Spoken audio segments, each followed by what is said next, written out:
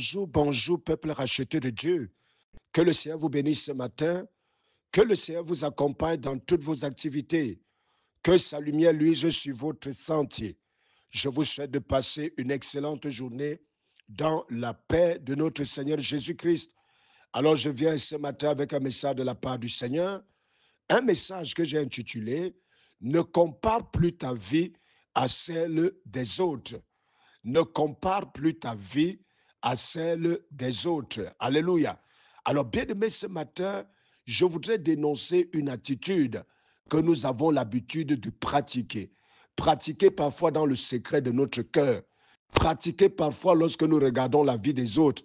Oui, Seigneur, parfois il nous arrive de regarder à la vie des autres et de regarder à la nôtre et de faire une comparaison et d'en ressortir avec des conclusions. Les conclusions qui sont le plus souvent négatives, très négatives même à notre endroit. Certainement ce matin, tu es cette femme que lorsque tu regardes à la vie des autres, tu regardes à la destinée des autres, tu as l'impression que Dieu t'a défavorisé. Les autres sont mariés, toi tu n'es pas marié. Les autres ont des enfants, toi tu n'as pas d'enfants. Et à cause de cela, tu as nettement l'impression que Dieu t'a abandonné.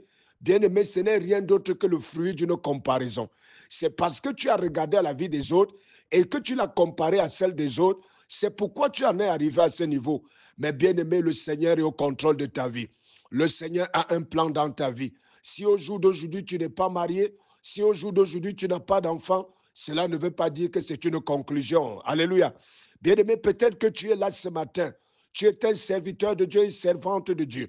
Lorsque tu regardes à ton ministère et tu regardes à celui des autres, tu as comme l'impression que Dieu t'a abandonné. Dieu n'est pas dans ton ministère. Dieu est dans le ministère des autres. Tu as comme l'impression que Dieu agit plus dans le ministère des autres qu'il n'agit dans le tien. Bien-aimé, ce n'est que le fruit d'une comparaison accompagnée d'une mauvaise conclusion. Sois délivré au nom de Jésus. Le Dieu qui est avec eux, c'est le même Dieu qui est avec toi. Sauf que les saisons sont différentes et certaines choses ne sont pas encore prêtes. Sois délivré au nom de Jésus. Cesse de te comparer à eux, sinon tu vas tomber dans l'apitoiement. Alléluia. Peut-être tu es un homme et une femme qui regardent à ta vie. C'est comme si les autres ont réussi. Toi, tu n'as pas réussi. Mon frère, ma soeur, ce matin, je voudrais te dire, ce n'est pas vrai. Alléluia. Ce n'est pas vrai. Ce n'est pas vrai. Alléluia. Bien-aimé, chaque arbre porte son fruit en sa saison. Et ne te compare pas aux autres, car Dieu a un plan pour toi. Alléluia. Mais qu'est-ce que tu dois faire? Tu dois faire comme David. David a dit, je te loue parce que je suis une merveilleuse créature. Alléluia. Et mon âme reconnaît que tes œuvres sont merveilleuses. Alléluia. Bien-aimé, peux-tu parler comme David? Peux-tu apprécier ta personne? Peux-tu apprécier tous les contours de ta vie? Peux-tu voir Dieu dans ces choses apparemment minables? Peux-tu voir Dieu dans les petites choses de ta vie? Seigneur, certainement tu vas l'apprécier. Alléluia. Il dit, je te loue car je suis une merveilleuse créature et mon âme reconnaît que tes œuvres sont grandes, que tes œuvres sont merveilleuses. Est-ce que tu peux parler comme David ce matin? Est-ce que tu peux déclarer ces paroles comme David? Bien-aimé, ces paroles t'amènent à valoriser ta personne. Ces paroles t'amènent à comprendre que tu es unique.